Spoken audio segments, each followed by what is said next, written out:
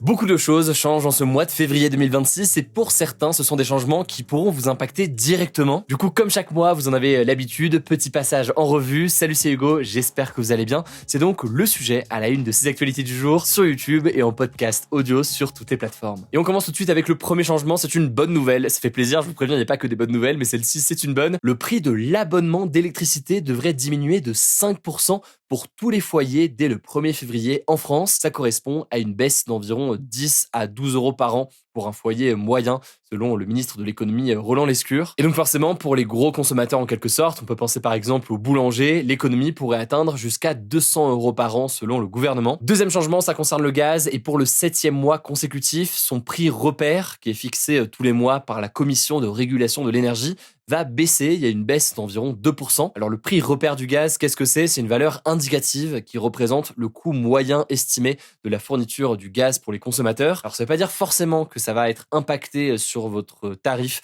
de votre côté, si vous avez du gaz chez vous. Mais ça sert de référence, donc a priori, ça montre donc une tendance à la baisse. Troisième changement, autre baisse, mais celle-là, elle fait moins plaisir, c'est les taux des principaux livrets d'épargne qui vont baisser dès le 1er février. Très concrètement, il y a le livret A et le LDDS, donc le livret de développement durable et solidaire. Ils vont passer de 1,7% à 1,5%. Donc pour vous donner une idée, imaginez que vous mettez 5 000 euros sur un livret A, et bien ça vous rapportera 75 euros à la fin de l'année contre 85 euros jusqu'ici. Et autre baisse, c'est pas fini, c'est maintenant le taux du livret d'épargne populaire, donc le LEP, n'est pas ouvert à tous, il est réservé aux ménages les plus modestes, et celui-ci, le LEP, va passer de 2,7% à 2,5%. Pour ceux qui se posent la question, cette révision des taux, c'est une conséquence du ralentissement de l'inflation, donc les prix augmentent moins vite qu'avant. Mais vous l'imaginez, donc le risque, c'est que ça rende ces livrets moins attractifs. Quatrième changement, ça concerne toujours votre porte-monnaie, mais là attention, ça dépend peut-être des situations. En février, les frais bancaires vont augmenter en moyenne de 3%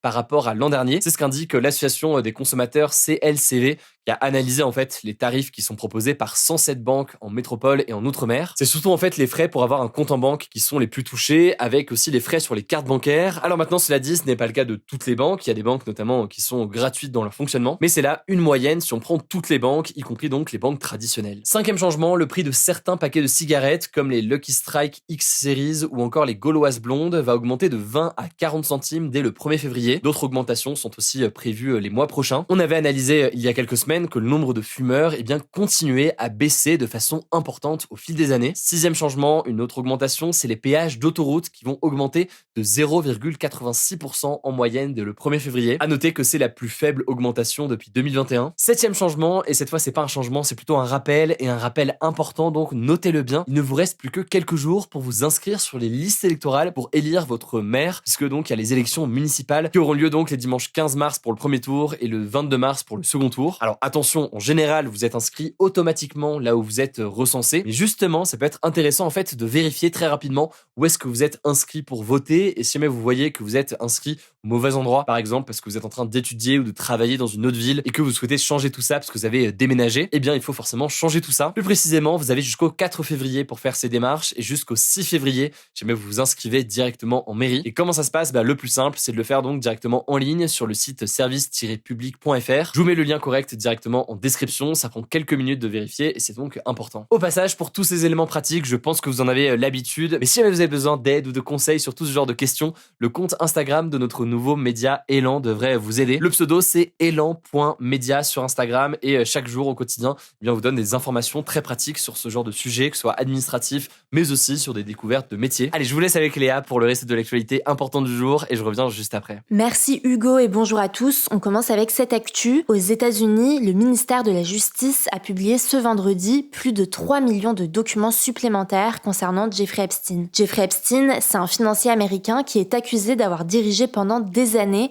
un vaste réseau de trafic sexuel de mineurs. Il s'est suicidé en prison en 2019 avant d'être jugé. On en avait pas mal parlé. En décembre, une loi votée par le Congrès, donc l'équivalent du Parlement en France, a contraint l'administration Trump à rendre publique l'intégralité du dossier Epstein. Depuis, près de 3,5 millions de pages ont été dévoilées. Alors on va pas pouvoir revenir aujourd'hui sur tous les documents qui viennent d'être publiés, mais parmi les personnes citées, il y a notamment l'ex l'ex-prince Andrew, le frère du roi du Royaume-Uni, Bill Gates ou encore Elon Musk. On y trouve aussi une liste établie par le FBI d'allégations d'agressions sexuelles liées à Donald Trump, issues pour beaucoup d'appels anonymes et non vérifiés. Selon le ministère de la Justice, certains des documents contiennent des allégations mensongères et sensationnalistes à l'encontre du président Trump. On en parlera plus en détail en sujet de une la semaine prochaine. Deuxième actu, toujours aux États-Unis, des rassemblements à travers tout le pays sont organisés ce week-end pour une mobilisation nationale qui vise à dénoncer les pratiques de l'ICE, la police de l'immigration. Ce vendredi déjà, des milliers de manifestants se sont notamment réunis à Minneapolis, cette ville du Minnesota où 2 Américains,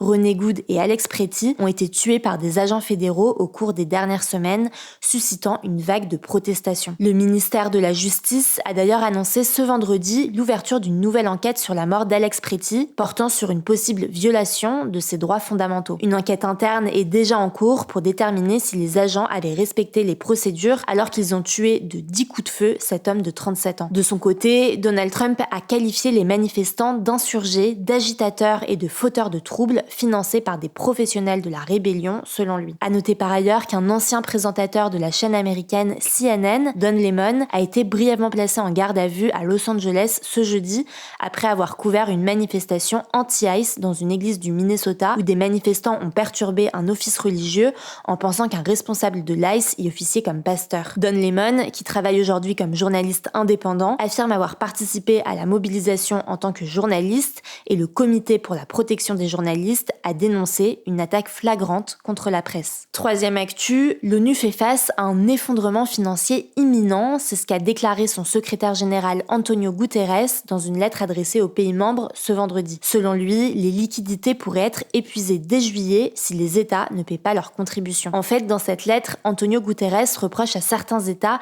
de ne pas honorer des contributions obligatoires. Sur les 193 membres, plus de 150 ont payé ce qu'ils devaient, mais l'ONU a terminé 2025 avec 1,6 milliard de dollars de cotisations impayées. C'est plus du double de 2024. Alors sans les citer, Antonio Guterres vise notamment les États-Unis, qui sont traditionnellement le plus gros contributeur de l'ONU et qui ont retardé ou refusé certains paiements et réduit leur financement à certaines agences de l'ONU. Début janvier, Donald Trump a d'ailleurs ordonné le retrait des États-Unis de 66 organisations internationales, dont 31 sont liées à l'ONU. Il a aussi lancé son Conseil de paix, que certains voient comme une organisation rivale de l'ONU. On en avait parlé dans ce format des actus du jour. En tout cas, cette situation oblige l'ONU à geler des embauches, retarder des paiements ou encore à couper certaines missions. Et on finit avec une bonne nouvelle. En France, les employés devraient bientôt pouvoir récupérer les invendus alimentaires encore consommables dans les enseignes où ils travaillent. L'annonce a été faite par le ministre du Commerce Serge Papin, qui espère la publication d'un arrêté au printemps. La mesure devrait concerner les salariés de la grande distribution, mais aussi des petits commerces comme les boulangeries. En fait, depuis 2016 et la loi Garot contre le gaspillage alimentaire, les magasins de plus de 400 mètres carrés doivent donner leurs invendus à des associations,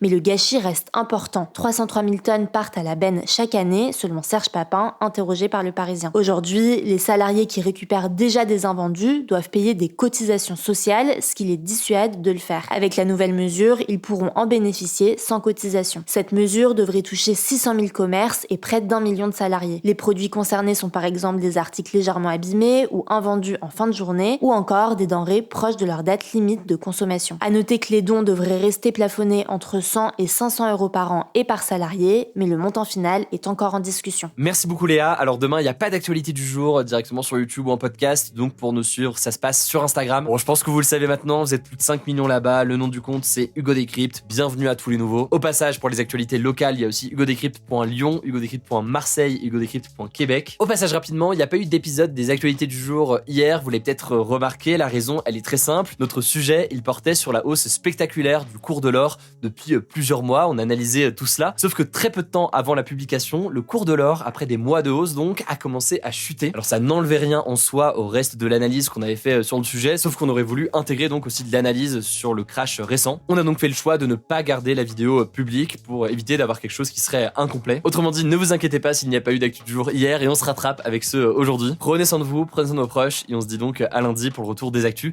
cette fois-ci avec la caméra.